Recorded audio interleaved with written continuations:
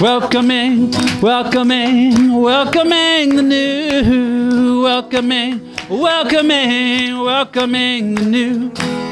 Welcoming the new me. One more time, here we go.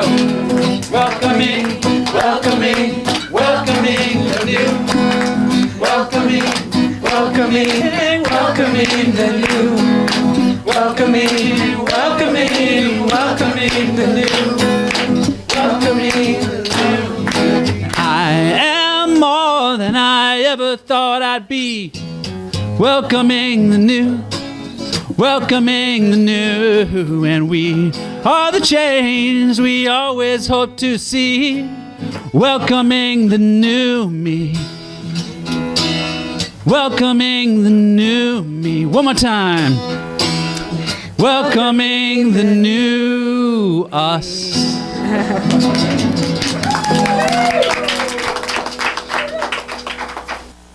I'm so grateful to be here and to be a revealer of the truth that already is. I recognize and know that, as the Egyptians taught, my words have power and they are magic. There's more power contained in these words than anything else.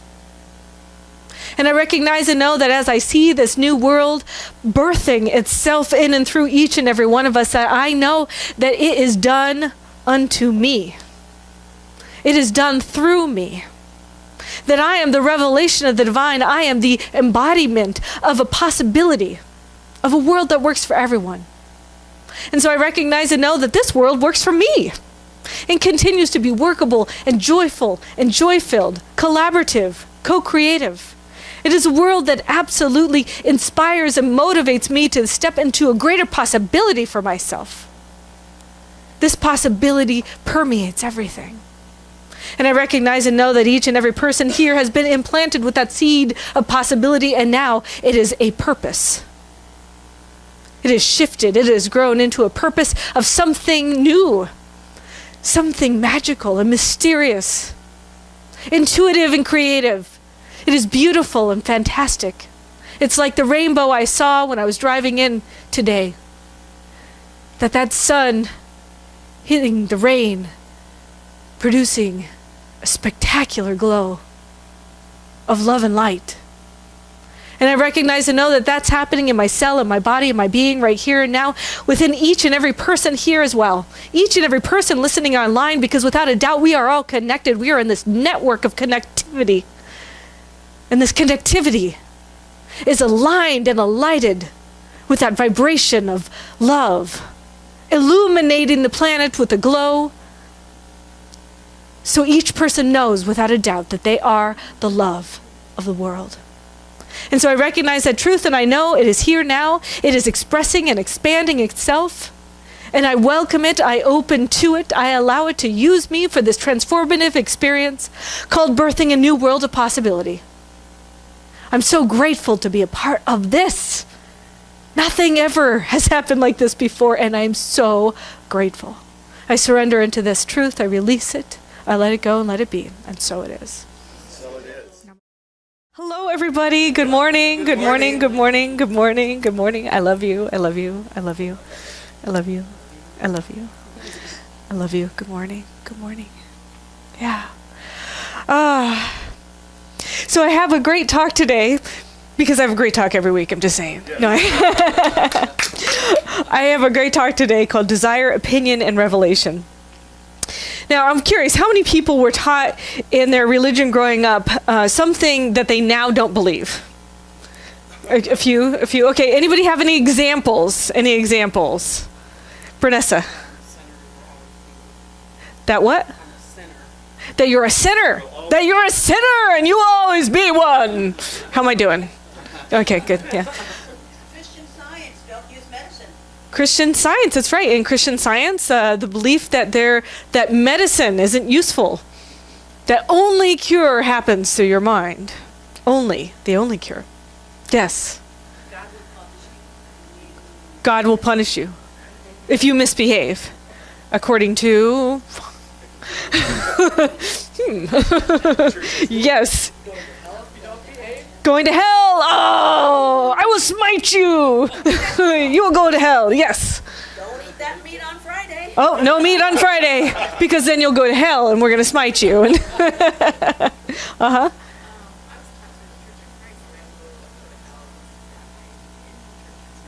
Oh, right. So you'll go to hell unless you're baptized in that particular faith or belief, right? Anybody else? Those are some pretty good ones. Yes. Well, from a different side, I was taught that science is the real truth of how things really are. Ah. And not much under that. Right, right. This is our physicist here, right? There's only science. There's nothing else. Well, what's interesting is that we interpret what we perceive in our world by what we were taught. So our whole worldview is shaped by our perception of what is, instead of what actually is. And it's really interesting. So in Living the Science of Mind book, which is our book of the year, by the way, if you want to buy the book, we're going through every chapter a week. And I think there's 52 chapters. I don't know, maybe there's more. But basically, each chapter is like 1 page or 2 pages. It's very short. But in our book of the year, Living the Science of Mind, Ernest Holmes says, one of the most prolific fields for race, meaning the human race, hallucination, strange as it may seem, is the field of so-called revealed religion. Accumulated acceptances of pronounced beliefs have finally created such a subjective reaction to them that people believe all sorts of things, reasonable and unreasonable. He also says, we are amazed to discover that some of these revelations, which seem to come from God, stimulate humanity to commit the most atrocious crimes. For many crimes that have been committed in the name of liberty have also been committed in the name of truth. Yeah. Now, real truth with a capital T, that would be the truth of the divine. And basically, if it is love and harms no one, then you know that's the capital T truth. Telling people they're going to hell, telling people they're judged, telling people there's no hope, is an evidence of a human-based belief system that's not based on truth with the capital T. So there's a lot of what people say, oh, this is the truth. Have you been told that? Like, this is the truth. And it leads to things like what's going on in our country now. Like the shooting. Because we talk about this thing about humanity and that we love each other, but then there's not an integrity, an alignment with what we're doing and being and that's speaking about. How can the infinite, all-inclusive love be judgmental? It can't. Humans created judgment, not the infinite one. How could somebody do something so harmful? Maybe they didn't feel loved. And so anytime, if you think back to your history, your childhood history, anytime somebody was harming you was a reflection of their lack of love. And then each one of us kind of picked that up. Then we think that, well, if they're showing me this lack of love, then I must be unlovable.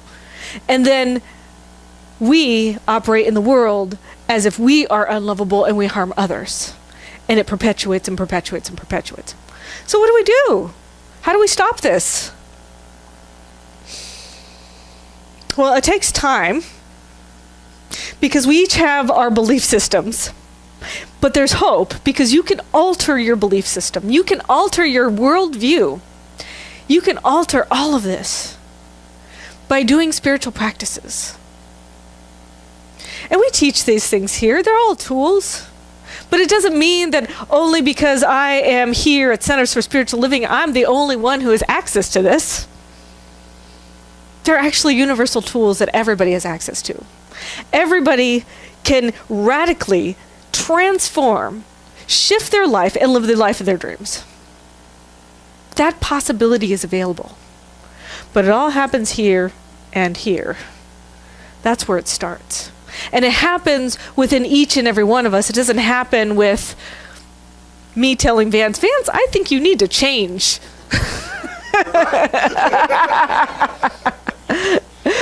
Vance can say that about himself.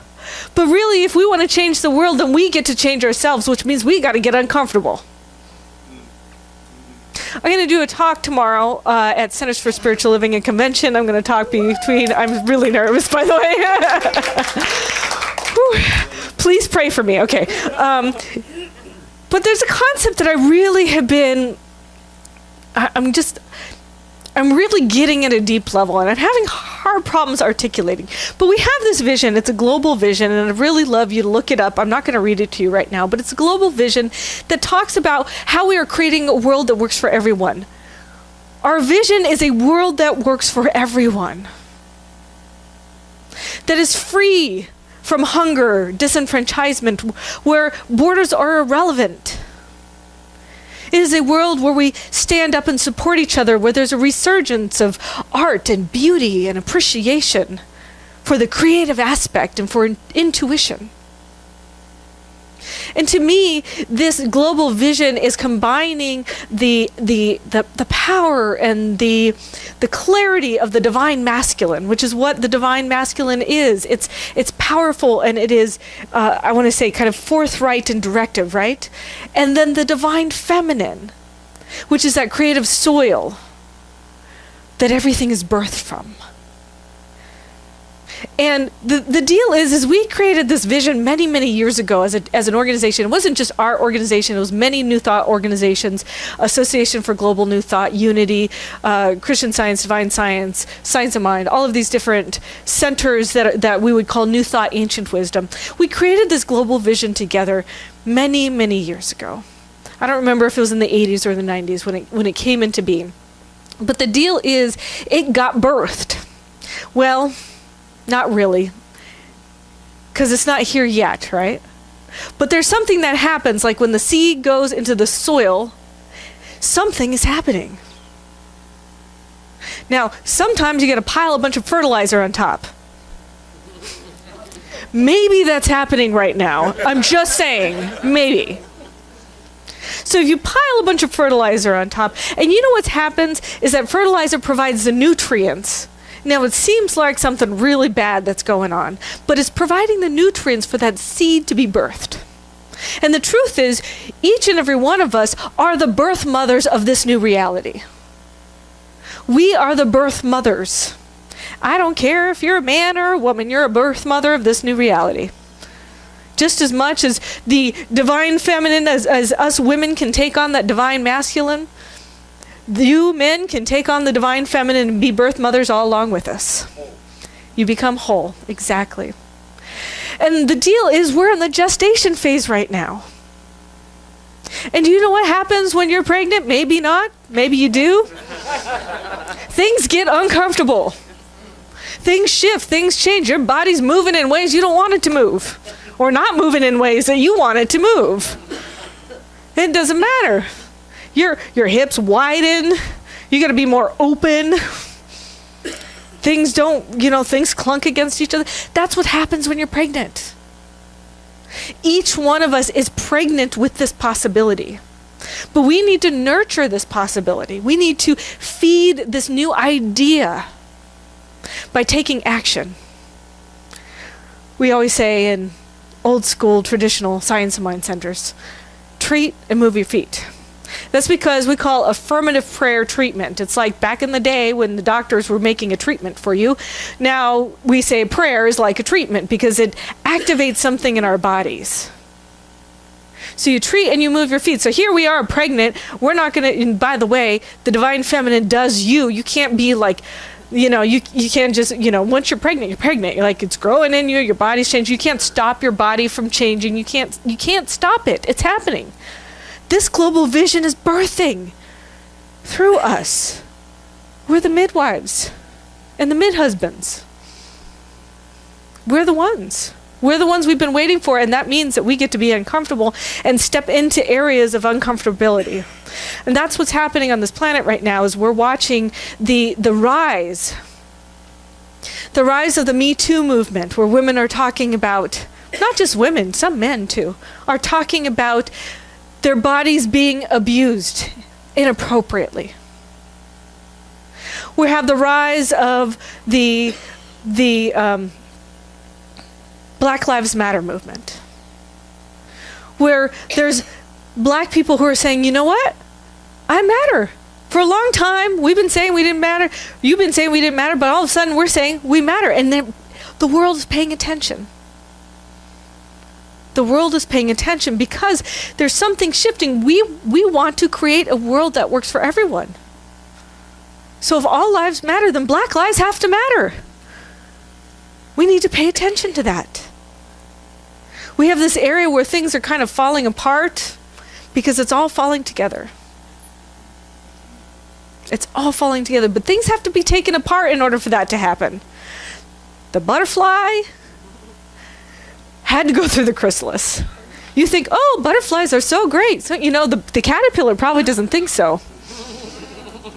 It's probably like, I don't know. You're not going to get me to do that. I am not taking my body apart and rearranging it. No. No. But once a butterfly is there, it's like, it was worth it. But here we are in that chrysalis spot, right?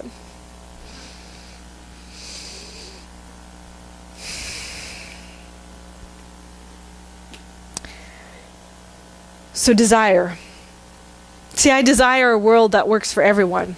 And as I plant that seed of desire, I'm actually already pregnant with it, with the possibility of it happening. Because within the seed is the oak tree. And within the oak tree is a bunch of more seeds. And within the seeds are a bunch more oak trees, right? So that just by having that desire, it's already happening. It's already put into the motion of the divine. Now, opinion is where we get in trouble. Now, and it's not just opinion of other people, it's opinion of ourselves. So yesterday I had a meltdown. Let me tell you about my meltdown. It's so much fun to be a minister and tell you about all this stuff. So anyway, so I'm on this committee called the Spiritually Motivated,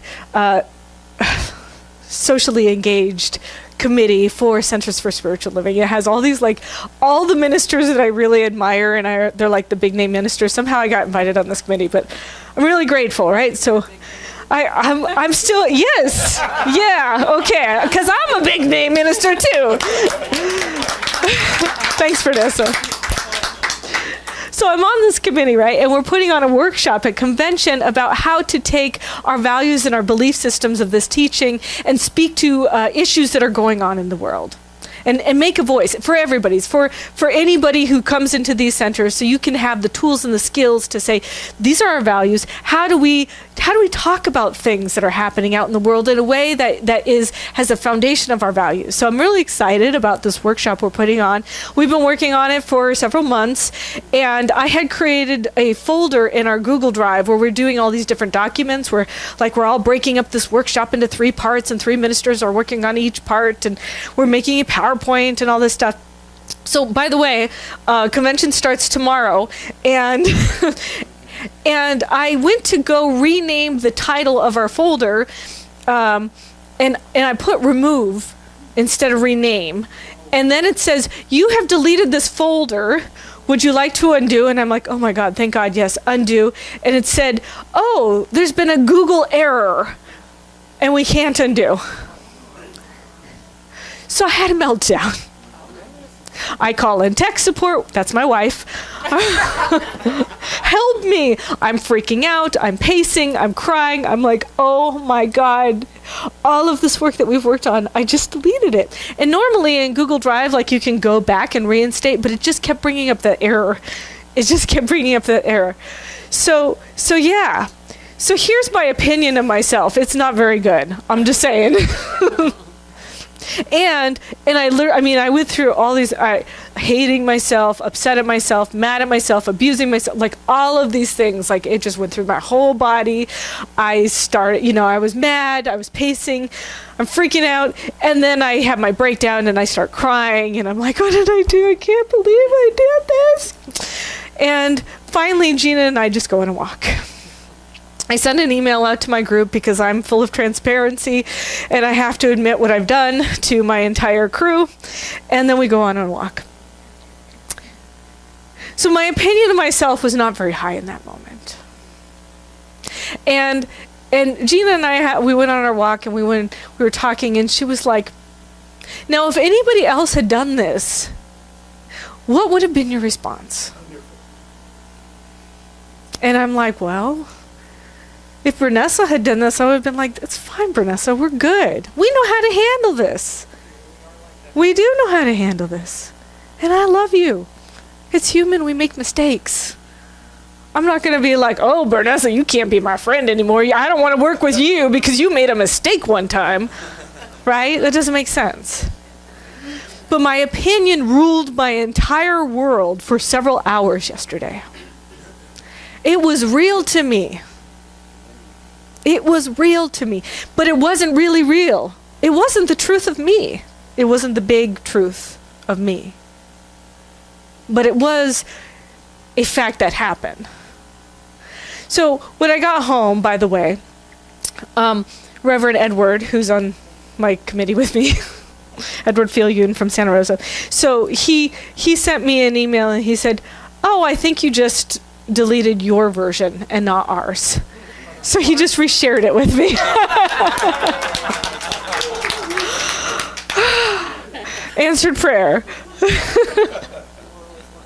The world, yes, the world is not falling apart. But you know what? Even if it did, it would have been okay. It would have been okay. And prayer was answered because you put it out there. The prayer, well, I did put it out there. So the prayer was answered. There would have been no response. I know.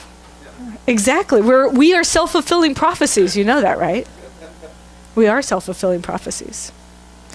So in the New Thought Dictionary, it says, race belief, each has a tendency to repeat it. Thought patterns formed by the consensus of human opinion automatically operate through everyone unless consciously rejected. So if you think about this, I mean, for me, I've been thinking about, I'm really learning more and educating myself about social justice and the issues of race in our country.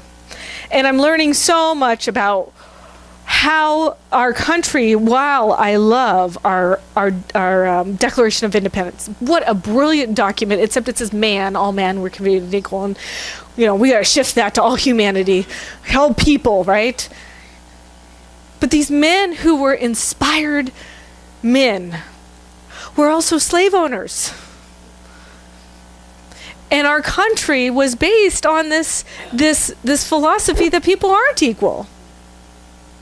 That some people are humans and some people are subhumans, like you have different categories, the black people are on the bottom and then every other, not white race and women also, right? And so it took us time to kind of overturn that. But the thing is, we've inherited tendencies and beliefs, even though we proclaim that it's been different. It's still showing up and showing up and showing up and showing up. So we have to create these habits and behaviors of a new possibility, of a new idea, because we are the birth mothers of that new vision. We are the birth mothers. And that means we get to step in alignment with what that vision looks like. I get to step into alignment with connecting with my fellow people from other countries, other races, other nationalities. Just random fact, I don't know why I just thought of this, but random fact, if you didn't know, I'm a lesbian, by the way, married to a woman. If you've ever seen a lesbian movie, and I only know of 2 so far, where the woman doesn't die or the partner doesn't go back to the straight person, let me know. Just saying. Billy and I were having a conversation about transgender movies. Every single transgender movie I've ever seen, except recently there was one from Paris that came out, that the transgender person dies. Now really? Come on. It's not a good outcome. Because it's not okay to have your life be expressed in the fullest through love. Through love. Because that's so scary. It's so scary. If Vanessa's expressing her full self through love, it's frightening. But I don't want you to let that fear take you down. I want you to know that if you are stepping into the fullness of your beingness, and even though there's people who are afraid, there are twice as many people, maybe hundreds more, who are inspired by who you're being in the world. So I want to encourage you to step forth and be that magnificent being, regardless of what society, what culture, what your friends or family might be saying you. Because you got us. We're going to love you for who you are. You're going to show up here. We're going to say, I see you. I see you. I see you. I see you. Because you are divine. And when each of us recognize and start stepping forward into this local community and into the larger local community and then into the global community, it creates something called the Global Vision Manifest, called a world that works for everyone. So I want to invite you to step into that possibility, into being a new idea, to recognizing I am the birth mother, or whatever you want to call yourself, birth father. But it is coming through me. It's coming through my loins right now. And I am declaring that this truth is manifest now. And I am the personalized representation of it. Representation. I'm representing that vision to the world in every action that I do. So I invite you to think about that, because you are the revelation of the divine. You plant your desire, you might have your opinions, but no matter what, you are the revelation of the divine. So remember that. You are a sacred and holy place where the divine shows up. And so I honor you today, and I want you to take that into this week. I want you to take that idea that I am the revelation of the divine into this week and be that truth and step into that global vision like we've never seen it before. Because this is a brand new day, and it is the beginning of the rest of our lives.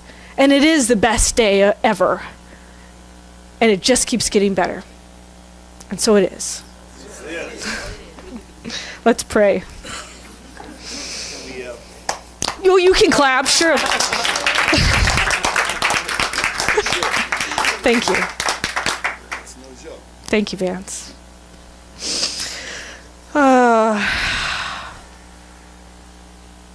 I'm so grateful to be here and to be a revealer of the truth that already is. I recognize and know that, as the Egyptians taught, my words have power and they are magic. There's more power contained in these words than anything else. And I recognize and know that as I see this new world birthing itself in and through each and every one of us, that I know that it is done unto me. It is done through me. That I am the revelation of the divine. I am the embodiment of a possibility of a world that works for everyone. And so I recognize and know that this world works for me and continues to be workable and joyful and joy-filled, collaborative, co-creative. It is a world that absolutely inspires and motivates me to step into a greater possibility for myself. This possibility permeates everything. And I recognize and know that each and every person here has been implanted with that seed of possibility, and now it is a purpose. It is shifted. It has grown into a purpose of something new, something magical and mysterious, intuitive and creative. It is beautiful and fantastic. It's like the rainbow I saw when I was driving in today. That sun hitting the rain, producing a spectacular glow of love and light. And I recognize and know that that's happening in my cell, in my body, in my being right here and now, within each and every person here as well. Each and every person listening online, because without a doubt, we are all connected. We are in this network of connectivity. And this connectivity is aligned and alighted with that vibration of love, illuminating the planet with a glow. So each person knows without a doubt that they are the love of the world. And so I recognize that truth, and I know it is here now. It is expressing and expanding itself. And I welcome it, I open to it, I allow it to use me for this transformative experience called birthing a new world of possibility. I'm so grateful to be a part of this. Nothing ever has happened like this before, and I'm so grateful. I surrender into this truth, I release it, I let it go and let it be, and so it is. So it is. Namaste.